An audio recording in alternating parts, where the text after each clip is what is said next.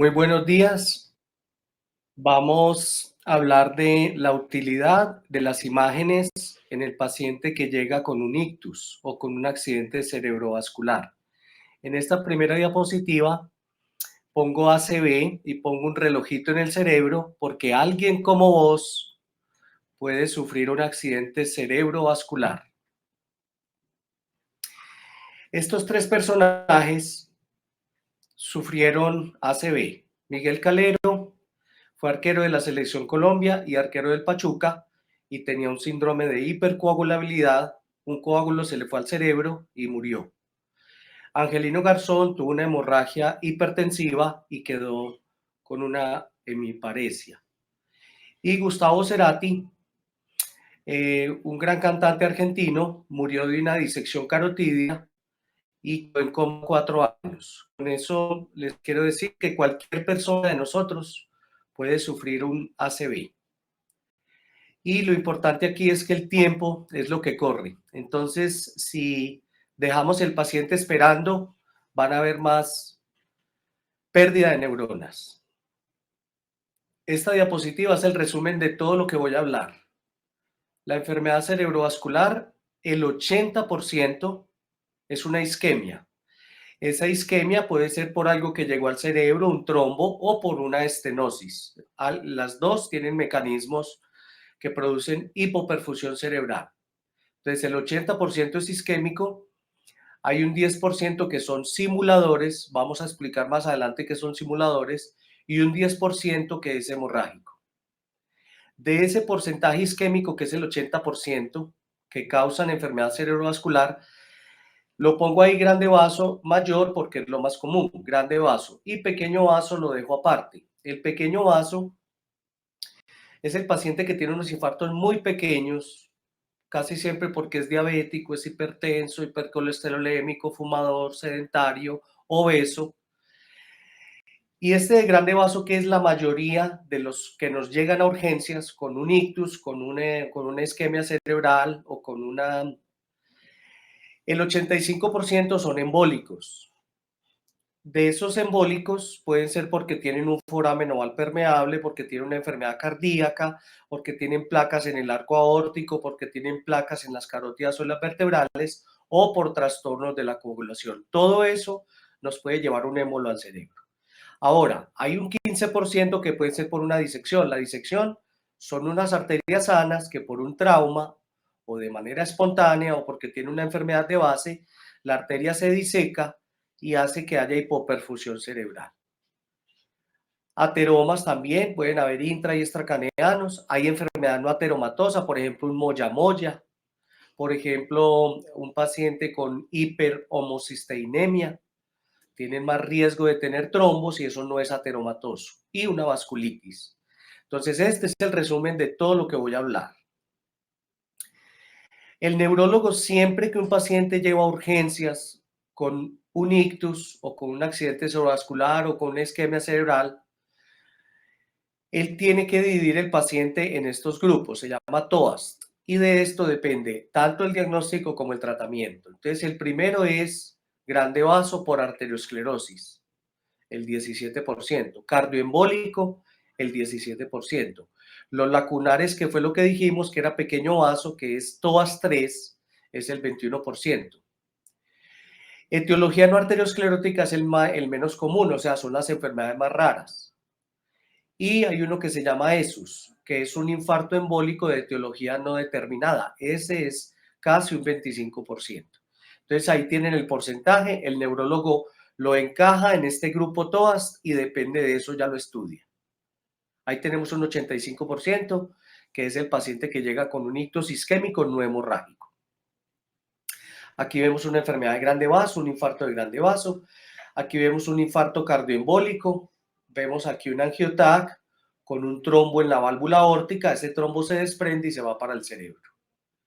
Oclusión de pequeño vaso. Este es un paciente con un infarto en el tálamo. Ahí lo ven en la difusión, que se ve lo blanquito, y es un infarto lacunar de pequeño vaso. Ese es el TOAS 3. Entonces, el neurólogo, dependiendo de lo que encuentra en la imagen lo ilumina para estudiar el paciente si es de grande, de pequeño vaso, si es cardíaco. Entonces, nosotros por la imagen también podemos ver y lo podemos dividir en infartos hemodinámicos, o sea, infartos por hipoperfusión, porque el paciente tiene disminución del calibre de una carótida o una vertebral, porque tenga pequeño vaso o porque sea un émbolo. Entonces, esto es lo que vamos a ver en un paciente con un infarto hemodinámico. Si ustedes ven ahí, lo verde es la cerebral anterior, lo rojo es la cerebral media y lo azul es la cerebral posterior. Los infartos limítrofes son los que están entre esas zonas. Entonces, ahí les muestro dos ejemplos. Este es un ejemplo profundo y los otros son superficiales. Cuando el neurólogo se enfrenta a esto, ya sabe que el paciente tiene una estenosis de la carótida o una estenosis de la vertebral. Este infarto es lacunar, o sea, el paciente que tiene factores de riesgo cardiovascular que puede ser profundo o superficial. Y este es el infarto embólico. Si usted tiene un coágulo en el corazón, ¿para dónde se van a ir todos esos trombos? Se van para los dos hemisferios. Y es lo que llaman cielo estrellado. Como ustedes lo ven ahí, son múltiples punticos en la difusión. Esto todos son imágenes de difusión por resonancia magnética. Aquí vemos un paciente con una estenosis de carótida, es una angiografía donde se ve esa estenosis tan severa aquí, y miren la hipoperfusión cerebral. Lo que puede representar, estos son 3 pacientes con estenosis carotidia con infartos limítrofes, unos profundos y unos superficiales. Y aquí les muestro, después de poner el stent, se pone el stent y miren cómo mejora la perfusión cerebral. Entonces este es un TOAS 1, eso es lo que voy a explicar aquí inicialmente. Este es un TOAS 1. Este es un TOAS 2. Miren que es un cielo estrellado, o sea, del corazón salieron múltiples trombos, se van para las piernas, para el brazo, para el intestino, para el riñón, y en este caso fue para el cerebro. Entonces, este es un cielo estrellado. Este es un TOAS 2. Ya le pregunto al público qué TOAS tiene este paciente. Este paciente tiene una fascia motora. En el TAC es difícil ver el infarto, pero la resonancia nos lo mostró más fácil. Está la difusión. Pero miren que el paciente tiene un infarto grande, frontal izquierdo, en área de Broca, que es la que nos habla, nos ayuda al habla. Esto es difusión y aquí se confirma en el ADC, pero miren que tiene otro pequeño infartico en el caudado derecho. Entonces ya como tiene dos territorios, este TOAS, ¿qué TOAS sería? Les pregunto a todos. Entonces ya sabemos que este es un TOAS, es un cardioembólico, ya lo habíamos visto aquí, un TOAS 2,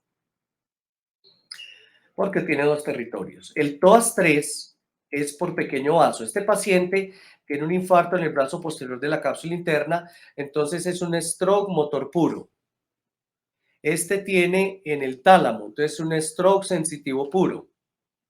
Y este tiene un infarto tanto motor como sensitivo en el tallo cerebral, en la protuberancia. Y esto es lo que llaman stroke sensorimotor o disartria mano torpe o ataxia hemiparesia. Entonces, este cuadro clínico nos dice que no es enfermedad de grande vaso, sino de pequeño vaso. Eso es importante para el neurólogo y sería un TOAS 3. Aquí vemos un paciente que tuvo síntomas isquémicos del hemisferio derecho. Las flechas nos muestran que la carótida derecha tiene una disminución del calibre. Esto es una angioresonancia. Y si ustedes la comparan con la carótida izquierda, que tiene mejor calibre. Entonces, aquí al paciente le pasó algo. Es un paciente joven con una cefalea, se le hizo la resonancia y tiene un hematoma alrededor de la carótida. Esto es un T1 o un FLAIR con borramiento de grasa, en donde vemos el hematoma en la pared del vaso, que ve la media luna, como vemos la flecha amarilla. Aquí vemos el seguimiento, esto fue en el 2017 y en el 2021, después de antiagregar el paciente, se curó de la carótida derecha, miren que el calibre mejoró, o sea que se curó esa disección, pero en el otro lado está mostrando un pseudoaneurisma, o sea que el paciente tuvo una disección de las dos carótidas, solo que en esta vez, en el 2017, no la vimos, pero el paciente ya la tenía, miren el cambio de calibre aquí. Esto es una disección espontánea de las carótidas. Aquí vemos una paciente, esta paciente es de Somer, de la clínica Somer, 30 años, cuadro clínico de cefalea intensa asociada a hemiparesia de mi cuerpo izquierdo, dislalia y dificultad para la marcha, dos TAC negativos. La paciente se le hizo resonancia y se encontró oclusión de la vertebral izquierda. Aquí vemos la carótida derecha, la vertebral derecha, la carótida izquierda, y miren que la vertebral izquierda no se ve. Aquí vemos el trombo en la resonancia y vemos el infarto que explica que es una disección de la vertebral izquierda.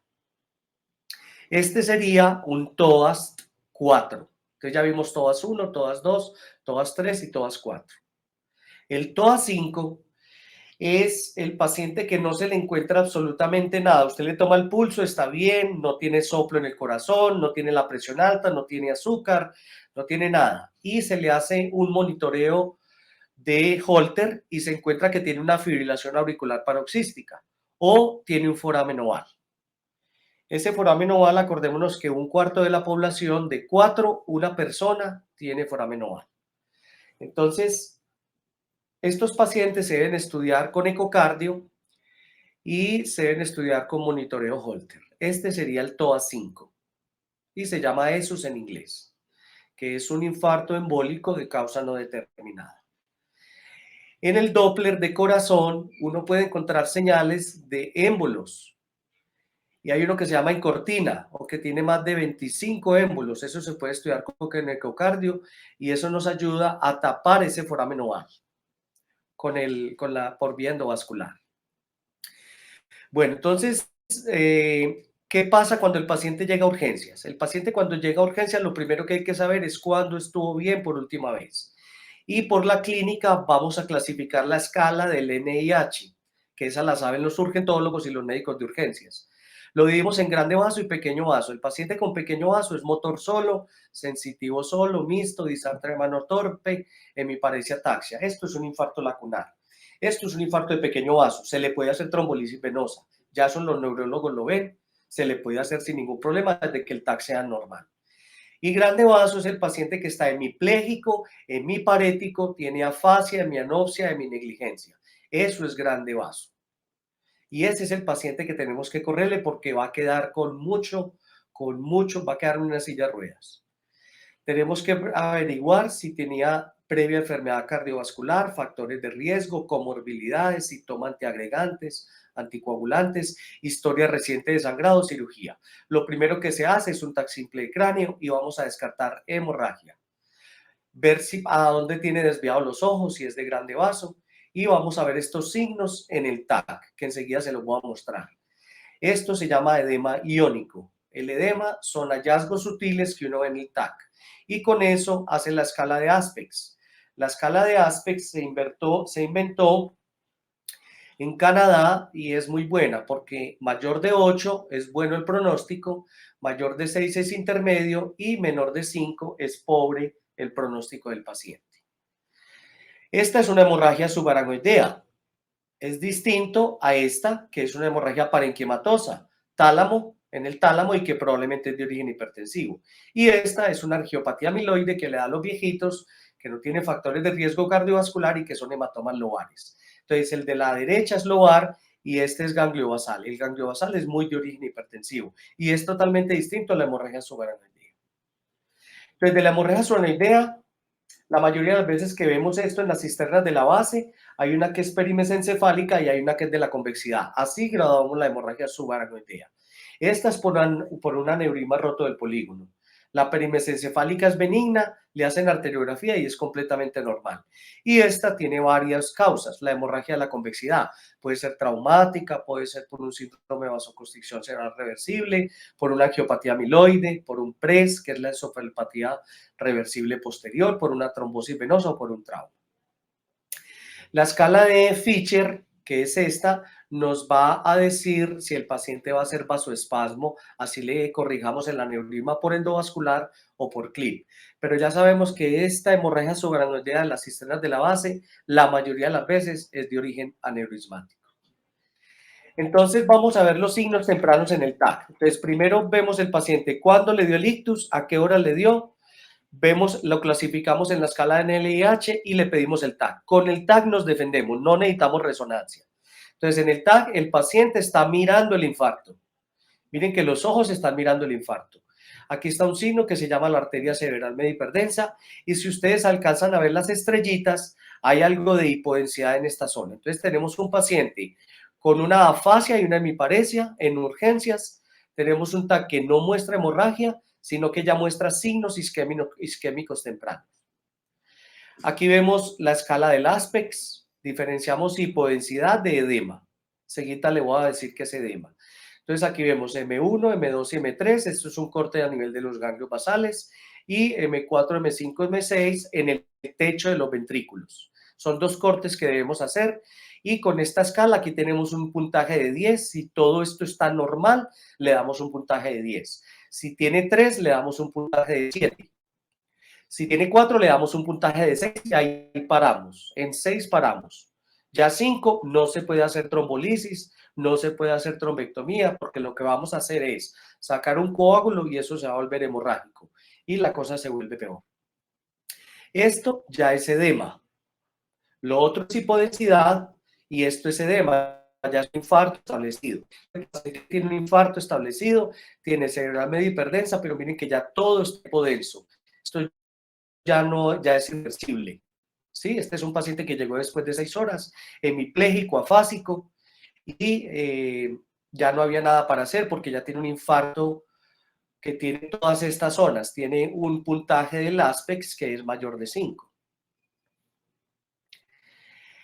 Hay una cosa interesante, el técnico nos tiene que ayudar. En este paciente el TAC fue leído normal y el paciente estaba hemipléjico izquierdo. Si le cambiamos la ventana, miren ustedes que ya vemos en esta fecha algo hipodenso en la ínsula y en la cápsula interna.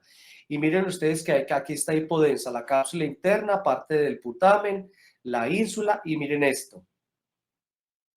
Todo el territorio de la cerebral media derecha está infartado. A pesar de que el TAC es muy sutil lo que vemos, si le cambiamos la ventana, podemos comparar el hemisferio izquierdo con el derecho y miren que este paciente ya tiene un Aspex de 5. Acuérdense que máximo 6 para poderle hacer trombectomía mecánica.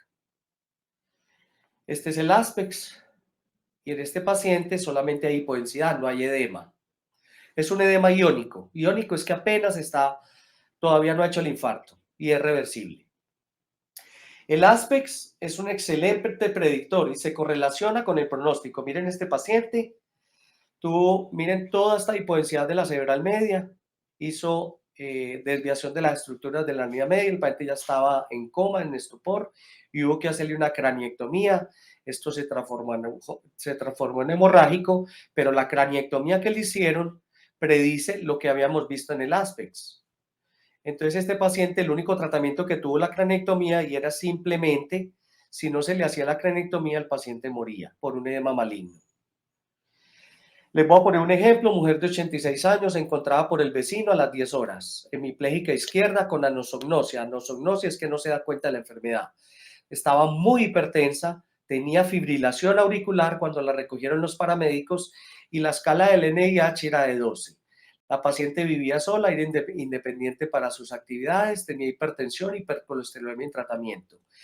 El TAC nos muestra que la paciente ya tiene algo hemorrágico. Entonces ahí ya paramos trombolisis, paramos trombectomía mecánica y vamos a estudiar qué le pasó a esta señora. El angioTAC nos mostró que no tiene una enfermedad de grande vaso. Los vasos del polígono se ven todos bien. Entonces lo que tuvo fue, en la resonancia nos mostró que era un infarto. Por estar la paciente tan hipertensa, eso se volvió hemorrágico. Entonces esto es un infarto con transformación hemorrágica probablemente porque la paciente tiene una fibrilación auricular y hizo un émbolo. Entonces esto es oclusión de grande vaso por una enfermedad cardioembólica. Este es un paciente que llegó al hospital de San Vicente a las 3 horas, llegó hemipléjico izquierdo, hemianóptico, heminegligente y estuporoso. O sea, ya en la escala del NIH era muy alta. Desde el principio ya se veía la cerebral media hiperdensa y si ustedes ven el hemisferio derecho ya tiene un edema. El coágulo mide más de 8 milímetros. Esto es de pronóstico porque ya no le sirve la trombolisis venosa, sino que ese trombo, si se va a sacar, tiene que ser por trombectomía. Aquí vemos el cambio de ventana que les muestro tanto. Miren que el hemisferio izquierdo tiene sustancia gris y blanca y el derecho no tiene sustancia gris y blanca. A las 6 horas ya está el infarto establecido. O sea, este paciente ya no hay nada para hacerle. Miren que este es un paciente que llegó muy temprano, pero no tenía circulación colateral. Y si nosotros abrimos esto, lo que hacemos es una hemorragia. Esto es a las 48 horas y esto es antes de la muerte.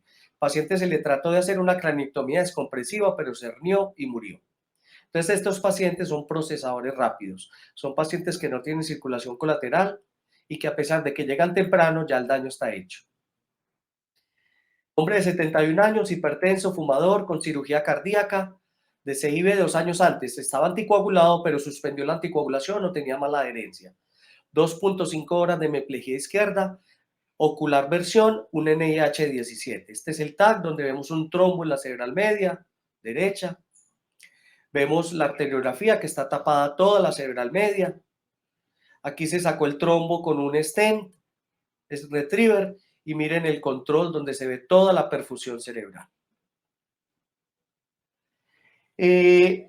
Entonces, ¿qué favorece el TAC? El TAC es lo primero que debemos hacer con el paciente en urgencias y con eso nos defendemos. Descartar hemorragia. Y lo segundo, hacer el ASPEX. Entonces, por estrategia, por disponibilidad, por estar 24 horas, el TAC es lo principal.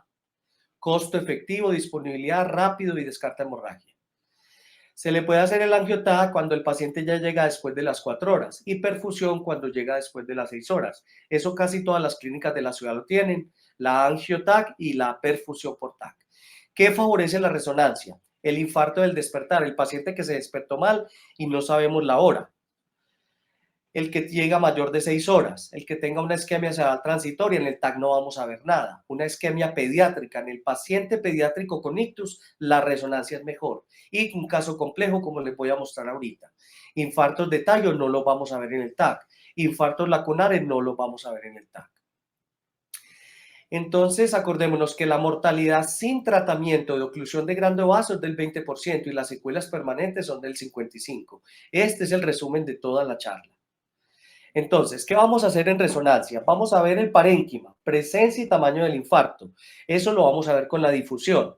Y tenemos que medir el volumen si es menor de 70 mililitros. Si tienen el eco gradiente hemorragia y si en el FLAIR es positivo, si el FLAIR es positivo, ya el paciente tiene más de 6 horas. La angioresonancia nos dice si es de grande vaso o de pequeño vaso y si hay presencia de trombo. Y la perfusión nos va a mostrar la penumbra, que enseguida les voy a mostrar la penumbra. Y es el tejido que todavía no se ha infartado y que está en riesgo. Entonces aquí tenemos la difusión, son dos pacientes distintos. Uno con una estenosis carótida que tiene un infarto limítrofe y otro que tiene infarto de ganglios basales, esa es la difusión, paciente hipertenso diabético, aquí vemos el ADC, este es una secuencia de ecogradiente que nos determina que ya aquí hay hemorragia. Y aquí vemos el FLAIR, donde vemos enfermedad de pequeño vaso, y el FLAIR ya es positivo, o sea que este infarto tiene más de 6 horas. Y aquí vemos el FLAIR que ya es positivo en este infarto, y miren, esto ya tiene más de 6 horas. Entonces, la resonancia nos ayuda a determinar el tiempo. Otro paciente, miren, pequeños infartos ya establecidos en la difusión, pero son pequeños. El paciente tiene una leve y mi pared izquierda, está disártrico, negligente. Le hacemos el FLAIR que está negativo, o sea, el paciente tiene menos de 6 horas. Y miren la perfusión. La perfusión nos está mostrando que todo lo verde, amarillo, rojo, todo eso se va a infartar si no abrimos la cerebral media. Y aquí vemos la angioresonancia que nos demuestra en la flecha amarilla que toda la cerebral media está tapada. O sea, esto es una enfermedad de grande vaso. Probablemente la trombolisis no le va a servir y hay que hacerle trombectomía. Hay que llamar al intervencionista. Aquí se vio cómo se subió el stent retriever, estaba tapada la media y aquí abajo cómo ya está permeable. Este es un paciente ideal, tiene poca difusión positiva, unos pequeños infarticos, pero mire todo lo que se va a infartar. Este es el candidato ideal, entonces arriba la difusión y abajo la perfusión. Esto es resonancia, pero también se puede hacer por TAC. Y este es un paciente que ya la difusión es positiva y la perfusión positiva. Este paciente ya no tiene tejido viable. O sea, si nosotros nos podemos hacer trombectomía o trombolisis, lo que vamos a hacer es que vamos a empeorar al paciente. Ya ese paciente no tiene tejido viable, no candidato. Miren este paciente qué interesante. Tiene un área ya de infarto, que la vemos ahí en la difusión, y el FLAIR es negativo. O sea, este paciente tiene menos de 6 horas. Infarto del despertar. La esposa se dio cuenta cuando se despertó que estaba mal. Le hicimos la perfusión y hay una cosa que se llama el TIMAX. El TIMAX es que la sangre se está... El flujo, eso también se va a infartar, pero miren el volumen. El volumen de abajo nos está diciendo que el paciente se está defendiendo, que tiene buena circulación colateral. Este paciente es el ideal para trombolisis intravenosa, porque no es un infarto extenso, sino un infarto pequeño. Entonces le ponemos la trombolisis intravenosa. Si no mejora, ya le hacemos trombectomía. El paciente tenía pocos vasos acá, o sea que era un infarto distal. Miren que es un infarto distal en la angioresonancia. Y aquí vemos el trombito que tenía, que probablemente era de coágulos rojos, probablemente era de corazón. Miren este paciente, tiene un infarto limítrofe que ya se los había mostrado, el FLER es positivo, o sea que ya tiene más de 6 horas, pero el paciente no está tan mal, tiene una hemiparesia derecha, una fascia leve, el ecogradiente nos muestra que hay un trombo en la media, y miren ustedes que está tapada la media y hay una hipoperfusión en la cerebral media izquierda, en la carótida izquierda. Si ustedes comparan el eje carótido derecho con el eje carótido izquierdo, esto está muy pobre. O sea que el paciente tiene un problema de carótida. Estenosis de carótida, infarto limítrofe. Se le hizo la perfusión, entonces miren todo lo que se va a infartar si no destapamos esa cerebral media. Todo el hemisferio izquierdo se va a infartar. Le hicimos la arteriografía, vimos había una estenosis en la carótida y miren el trombo en la media. Aquí pasamos, ponemos un estén en la carótida y sacamos el trombo de la media. Miren ustedes, aquí se puso el estén y sacamos el trombo de la media. Este es el trombo, o sea que este es un TOAS 1 por una carótida, por una estenosis de carótida, un infarto limítrofe. Aquí les estoy haciendo el resumen de toda la charla. La resonancia también nos dice qué coágulo, si es coágulo blanco o si es coágulo negro. Coágulo negro, grueso, grande, es por glóbulos rojos. Y a ese le sirve el Actilice, que es el activador del plasminógeno tisular, y le sirve el stent. En cambio, miren, ahí está el stent sacando un trombo rojo. En cambio, este que es un trombo blanco por plaquetas, le sirve la aspiración y le sirve la Grastad, que es un antiagregante plaquetario. Entonces, la resonancia nos puede diferenciar entre un trombo blanco, que es delgadito, y un trombo grueso, que es rojo. Y ese se aspira, el trombo blanco se aspira. Entonces, este es el resumen de todo lo que hablamos de la charla. Hay diagnósticos diferenciales. Un paciente que llega después de un estado postconvulsivo, esos son los que al principio yo les decía que eran simuladores. Simulan un ictus si están en urgencias y es porque les dio una convulsión y podemos encontrar estos hallazgos. Restringe el hipocampo izquierdo, restringe la cerebral media derecha o restringe el esplenio del cuerpo calloso. Esos patrones son muy de estado postconvulsivo. Este paciente es un paciente que fue al banco, se le olvidó la cédula, se le olvidó dónde vivía, llamaron a EMI, llegó a la clínica y llegó bien. Eso se llama una amnesia global transitoria. No repite y lo que uno ve en la difusión son estas hiperintensidades en el hipocampo. Aquí vemos otro paciente con hiperintensidad en el hipocampo que restringe. Eso se llama amnesia global transitoria. Este es un paciente con una migraña, en donde llega a urgencia vomitando, con una hemiparesia, con algo faciobraquial, y uno le ve como que los vasos tienen vasoreactividad, aumento en la perfusión y después llega la cefalea. Y a los 2 días les hace una resonancia y está normal. Entonces, un migrañoso complicado, una migraña complicada, también puede ser un simulador de enfermedad cerebrovascular. El síndrome de vasoconstricción cerebral reversible da estas imágenes muy parecidas al del PRES, pero lo que hay es como una vasculitis. El paciente ya se le hace una resonancia a los 3 meses y miren que ya el patrón vasculítico desaparece. El PRES, que lo vemos todos en urgencias, el paciente, la eclampsia, paciente que llegó convulsionando, ciego, con la presión en las nubes y tiene un PRES. Bueno, entonces con esto damos por terminada la charla. Lo que les quiero decir es que alguien como vos puede sufrir un accidente cerebrovascular y que el tiempo es cerebro. Muchas gracias.